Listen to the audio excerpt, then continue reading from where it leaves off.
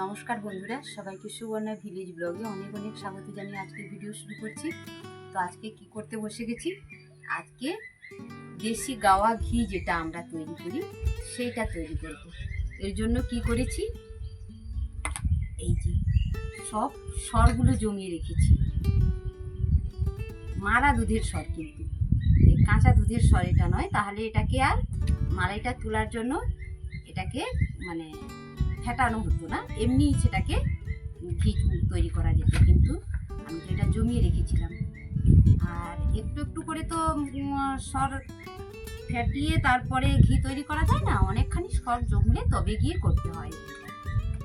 তাই এখন বসে গেছি, এই যে এক কৌটো ভর্তি হয়ে গেছিল, এই জন্য ভাবলাম যে আজকে ঘিটা বানিয়ে নিই, এই জন্য বসে গেছি। এই যে এতটা মালাই জমেছে, তো কি করবো, এটাকে এইভাবে ফেটাতে থাকবো। ফেটাতে ফেটাতে কিন্তু তারপরেই কিন্তু মানে মাখন যেটা বলে ওটা উঠবে।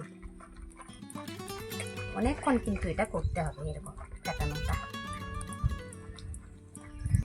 বন্ধুরা, এই যে ফেটানো শুরু করেছি, তাড়াতাড়ি করে ফেটাচ্ছি। তো এর থেকে যে ঘিটা আমরা পাবো, ঘিটা তো দেখাবো আমি কিরকম করে ঘিটা তৈরি করছি, কতটা ঘি পড়বে। কিন্তু ঘিয়ের ভীষণ উপকারিতা, আমি তো নিজের থেকে অনেকটা উপকারিতা পেয়েছি, কারণ আমার ভীষণ মাইগ্রেন ছিল বন্ধুরা। তো মাইগ্রেনে ভীষণ মাথা ব্যথা করতো, আমি একদম সেই দিন মনে হবে আমার পৃথিবীটা আলাদা হয়ে গেল আমার থেকে। একদম অন্ধকার ঘরে শুয়ে থাকবো, একদম তাকাতে পারবো না, খাবো না, কিচ্ছু না। তো এই ঘি কি করি আমি, এই ঘি একটুখানি চামচে নিয়ে একটু উষ্ণ গরম করলাম। গরম করে এই যে নাক আছে আমাদের, এই নাকের মধ্যে এক ফোঁটা 2 ফোঁটা করে টেনে নিই না। আর একটুখানি কি করব, যেদিন মাথা ব্যথা হবে সেদিন কিন্তু এমনিতে ঘুমও হয় না, সেই জন্য কি করব, আর যে বেঁচে থাকা ঘিটা সেটাকে আমি নাভির মধ্যে লাগিয়ে দিই। ঘুমও খুব ভালো হয় এবং মাথা ব্যথাও কিন্তু কমে যায় বন্ধুরা, ভীষণ উপকারী। আর যদি আমরা এই ঘি যদি মুখে মেখে থাকি, কোনো ক্রিমের দরকার নেই কিন্তু।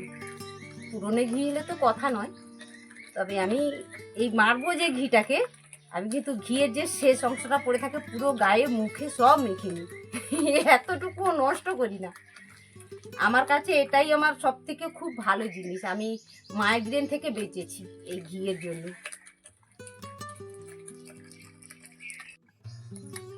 অনেকক্ষণ ফেটিয়ে ফেলেছি, তো এবারে হয়ে গেছে। কিন্তু কী করে বুঝবো, এখানে যে জল রেখেছি জলের মধ্যে একটুখানি ফেলে দেবো, তাহলে কিন্তু ভেসে উঠবে, তাহলে ভাববো যে ফেটানো হয়ে গেছে, মালাইটা উঠবে এবারে ঘি তৈরির জন্য।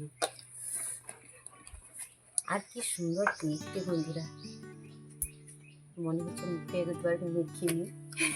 তবে ঘি তো ভীষণ উপকারী আমাদের স্কিনের জন্য। প্রত্যেক দিন যদি আমরা একটু ঘি 1-2 ফোঁটা নিয়ে যদি মুখের মধ্যে ম্যাসাজ করি, তো কি হবে, একদম গ্লো আসবে স্কিনে, স্কিনটা একটা আলাদা কথা বলবে। আর বাড়ির ঘি তো একদম হাতে তৈরি করা, এর একটা গুণ আলাদা। এই ঘি খেলেও কিচ্ছু হবে না। তো আমরা বলি, অনেকে বলে থাকে যে ঘি খাবি না, ঘি খেলে কোলেস্টেরল হাই হয়ে যাবে, হার্টের প্রবলেম হবে, এটা হবে ওটা হবে। না, বাড়ির তৈরি ঘি অনেক উপকারী, অনেক ভীষণ উপকারী। এতে আমরা কি করি, গুড ব্যাকটেরিয়া পাই, যেটা আমাদের শরীরের পক্ষে ভীষণ ভালো। যেমন টক দই থেকে পেয়ে থাকি, এর মধ্যেও সেরকম গুড ব্যাকটেরিয়া থাকে, ভীষণ আমাদের শরীরের পক্ষে উপকারিতা। যাদের কোষ্ঠকাঠিন্য আছে তারা সকালবেলা কুসুম কুসুম গরম জলে কি হয়, 1 চামচ ঘি যদি দিয়ে খেতে পারা যায় খালি পেটে একদম, সেটাও ভীষণ কাজ করে, ভীষণ কাজ করে। তবে আবার কোষ্ঠকাঠিন্যে যারা ভুগে থাকে তাদের জন্য ঘি কী হয়, খাওয়ার 10-15 মিনিট আগে উষ্ণ গরম করে এমনি খালি মুখে খেয়ে নিতে হবে, তাহলেও কিন্তু ভীষণ উপকারিতার কাজ করে। আমি তো খেয়ে দেখেছি, ভীষণ কাজ করে। আর নাভিতে লাগালে শুধু ঘুম ভালো হয় না, নাভিতে লাগালে পা ফাটা বন্ধ হবে, ঠোঁট ফাটা বন্ধ হবে, অনেক কিছু উপকারিতা হয় নাভিতে যদি কেউ রোজ 1 ফোঁটা করে ঘি দিয়ে থাকে, ভীষণ উপকারিতার কাজ করে। আর রান্নার জন্য তো আসলে বন্ধুরা বলা হলো না কিন্তু কেন আমি জলে ফেলে ধুয়ে নিচ্ছি। তো এর নিচে না খোঁয়া থাকে, আমি তো দুধটা গরম করার পরে যে সরটা পড়ে সেইটা জমিয়ে রেখেছি কৌটোর মধ্যে, সেটাতে ফেটিয়ে এই উপর থেকে এটা তুললাম। কি সুন্দর একদম। এই জন্য তো কৃষ্ণ ঠাকুর এত মানে মাখন চোরা, মাখন চুরি করে এত খেতেন, আর এই জন্য এত সুন্দর শরীর। কি সুন্দর। বেশি কিন্তু পড়েনি, এই হালকা একটু ধোঁয়া পড়েছে। আর যে মাখনটা উঠেছে সেটা কিন্তু একদম ভেসে যাবে জলের উপরে, এই জন্য ভেসে গেছে, তুলতেও সুবিধে হচ্ছে।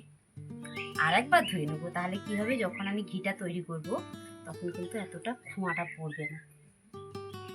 তাই একটু একটু করে জল দিয়ে ধুয়ে দিচ্ছি।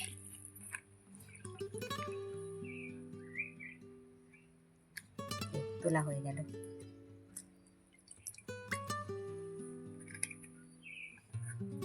হাতের মধ্যে কিন্তু লেগে গেছে অনেকটা, ছাড়াতে হবে। বন্ধুরা আমি এই যে মাখনটা তুলতে একবার ধুয়ে না দুবার ধুয়ে নিয়েছি, এতটা কিন্তু মাখন উঠেছে। এবারে আমি এই কড়াইয়ের মধ্যে দিয়ে দিব। এই কড়াইটাতে আজকে ঘিটা তৈরি করব, একদম লোতে। আজকে লোতেই ঘি বানাতে হয়, এত মানে আজকে গ্যাসে বানাবো, উনুনে বানাবো না, একদম সিম করে দিয়ে তারপরে ঘিটা তৈরি করবো, তাতে তার গুণাগুণটা ভালো থাকে। আর কি করব, এর মধ্যে আমি ভালো এমনিতেই গাওয়া ঘির গন্ধ খুব সুন্দর, ঘরের তৈরি গাওয়া ঘি। যখন আমি ঘিটা বানাবো চারিদিকে একদম মানে শুধু ঘিয়ের গন্ধই মোমো করবে একদম।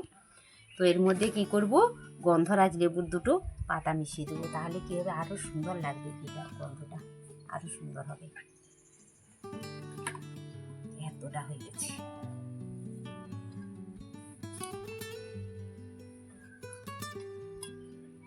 একবারেই আমি এতটা করেই মাখি তুলি।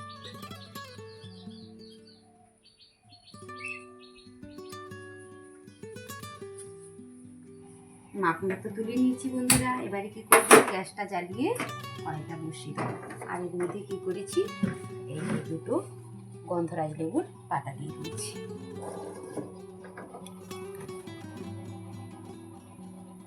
এই যে চারিদিকে লেগে আছে মাখনগুলো, গরম পেলে সব গলে নিচে নেমে যাবে।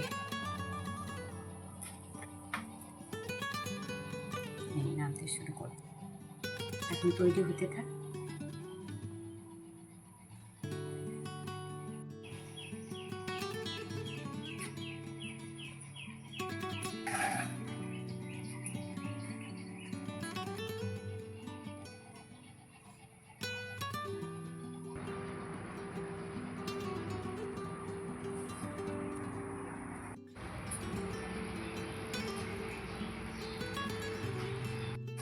এবারে কিন্তু ঘিটা ছাড়তে শুরু করেছে বন্ধুরা, আর চারিদিকে একদম ঘিয়ের গন্ধে একদম ভরপুর,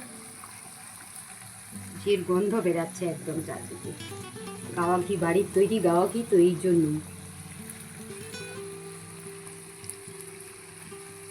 গন্ধে। এই যে ধারটা যেরকম লাল হয়ে গেছে না পিঠটা, এইরকম এই যে ভিতরের অংশটা তুলেছি, এটা কিন্তু এরকম লাল হবে, তবেই কিন্তু ঘিটা সুন্দর হবে এবং রেখে দেওয়ার জন্য খুব ভালো। তা এখনো বাকি আছে, হয়ে এসছে, আর একটুখানি বাকি আছে। এতটা ঘি হয়েছে আজকে। এই ধারটা যেরকম হবে, এটা একটু পোড়া পোড়া হয়ে গেলে কি হবে, ঘিয়ের যে একটা গন্ধ, মানে সুন্দর গন্ধ তো আছেই, কিন্তু কাঁচা ঘিয়ের একটা আলাদা গন্ধ থাকে, ওটা আবার সবাই নিতে পারে না। কিন্তু ঘিটা যখন ভালোভাবে মারা হয়ে যাবে তখন কিন্তু ওই গন্ধটা আর থাকে না, তখন ঘিটা খুব সুন্দর লাগে খেতে, আর একদম দানা দানা হয়ে জমে যাবে। ঘিটা কিন্তু হয়ে এসছে বন্ধুরা, এবং খুব ফুটছে ঘিটা। এই যে দেখো কি সুন্দর, একদম লাল লাল হয়ে গেছে। এবারে ঘিটা তো হয়ে গেছে, আমি কী করবো, ঠান্ডা করার জন্য রেখে দিতে হবে, কারণ কাঁচের জারে রাখবো, তো কাঁচের জারে রাখতে গেলে গরমটা তো রাখা যাবে না, তাই ঠান্ডা হতে সময় দিতে হবে। আর কাঁচের জারে রাখলে অনেক দিনই ঘি ভালো থাকে। আমার ঠাকুমা ছিলেন 100 বছর বয়স, মানে 100 বছরের ঘি উনি মাখতেন, অন্য কিছু নয়, ক্রিম নয়, তেল নয়, কিচ্ছু মাখতেন না, খালি শুধু সারা গায়ে ঘি। আর মানে সত্যি কথা বলতে কি, যখন উনি মারা গেছেন তখন গায়ের একটুকু চামড়াও কোঁচকায়নি, এত সুন্দর। মানে কি বলবো, মানে বয়স হয়ে গেলে সব চামড়াগুলো কুঁচকে যায়, তো আমার ঠাকুমার একটুকু চামড়া কুঁচকায়নি, ওই জন্যই এত ঘি মাখতেন। ঘিটা হয়ে গেছে, এবারে গ্যাসটা বন্ধ করে দেবো। বন্ধুরা, ঘিটা তো মারা হয়ে গেছে, এইভাবে মরেছে। তো কি করেছি, এবারে জারের মধ্যে নিয়ে নেবো, তাই একটা জার নিয়েছি, ছাঁকিয়ে নিয়েছি, আর থালার উপরে কেন বসিয়েছি জারটা, ঘিটা গড়াতে গিয়ে যদি পড়ে যায় তো থালাটার মধ্যে পড়বে। তাই এখন কী করবো, চাটনি দিয়ে ছেঁকে নেবো, কারণ ধোঁয়া আছে, তো ধোঁয়াটা যাতে না পড়ে যায় ঘিয়ের মধ্যে।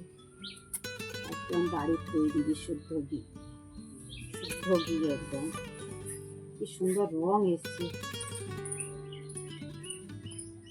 কি সুন্দর গন্ধ বেরোচ্ছে। আর হ্যাঁ বন্ধুরা, এই যে ভেতরে যেটা খোঁয়াটা আছে বলছি না, ওইটা আগে মা কি করতো, ঘি মারা হয়ে গেলে এর মধ্যে মুড়ি দিয়ে দিত, মুড়ি মেখে সবাইকে দিয়ে দিত। আর অনেক সময় কি করতো, এই খোঁয়াটায় চিনি মিশিয়ে দিত, চিনি মিশিয়েও আমাদের খেতে দিত, বলে খেয়ে নে, এটা দিয়ে মুড়ি মেখে খেয়ে নে। তখন ওইটা খাওয়ার জন্যই আমাদের মধ্যে কি থাকতো, মারামারি থাকতো, চলতো, কে কতটা খাবে, কে আগে নিয়ে খাবে। এখনো মনে পড়ে সেই কথাগুলো, এখনো যখন ঘি তৈরি করি তখনই মনে পড়ে যায়। আর তখন মায়ের থেকেই শিখেছি বলে হয়তো আজকে এরকমভাবে ঘি তৈরি করতে পারছি। ঘিটা তো ছেঁকে নিলাম বন্ধুরা, এই যে ছাঁকনি থেকে এখনো টুকটুক টুকটুক করে ফোটা ফোটা ফোটা ফোটা করে পড়ছে। তো আজকে ঘি মারার পরে এই ঘিটা আমার পড়েছে এতখানি ঘি। এই ঘি দিয়ে নিরামিষ ভাত খেতে হবে, ঘি, লেবু, নকশাবড়ির ভাজা, আলু মাখা, দারুণ খাওয়ার একদম গন্ধ লাগে। ঘি তো ধীরে ধীরে ধীরে ধীরে পড়ছে এটা থেকে।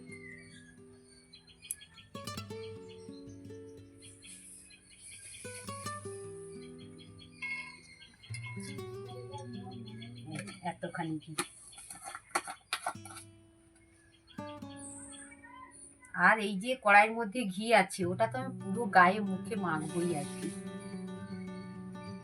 মানে এই ঘিয়ের মধ্যে অ্যান্টিঅক্সিডেন্ট থাকে, তো তাই ভীষণ উপকারী। আর মোটা হওয়ার বদলে যদি নিয়মিত আমরা ঘি খেয়ে থাকি, তো আমাদের মোটা শরীর কিন্তু অনেকটা রোগা হতে সাহায্য করে। কত ঘি পড়েছে বন্ধুরা, এটা 500 গ্রামের যা, 250 হবে তো নিশ্চয়ই, আমিও জানি এটা 250 হবে, কারণ দুবার মারলে আমার ঘি মারলে 1 গ্রাম হয়, প্রত্যেকবারে ওই 250 গ্রাম করে ঘি তৈরি হয়। পুজোর জন্য রেখে দিই, আবার খাওয়ার জন্য রাখি। বন্ধুরা, বাড়িতে যে ঘি তৈরি করেছি, এই ঘিটা কিন্তু এইভাবে যদি আমরা স্টোর করে রাখি দীর্ঘদিন থাকবে, এটা কিন্তু নষ্ট হবে না। আর এটা কি হবে, এখন তো জমেনি, মানে উষ্ণ উষ্ণ গরম আছে তো, তাই নয়তো একদম জমে যাবে, দানা দানা হয়ে যাবে। আর এই ঘিয়ের মধ্যে কি থাকে, ভিটামিন এ, ডি এবং ই থাকে। এটা আমাদের শরীরের পক্ষে ভীষণ উপকারী, আমাদের শরীরে গুড কোলেস্টেরলটা বাড়ায়। তবে বাজারের থেকে কেনা যে ঘি, ওতে তো কেমিক্যাল থাকে, ওটা কি করে আমাদের শরীরে ব্যাড কোলেস্টেরলটা বাড়ায়। তাই বন্ধুরা, কীভাবে ঘি তৈরি করলাম বাড়িতে, সেটা নিশ্চয়ই আমার সব বন্ধুরা দেখেছো। তো এইভাবে বাড়িতে ঘি বানাও, বাড়ির ঘি খাও, শরীরকে সুস্থ রাখো, একদম সবাই ভালো থেকো।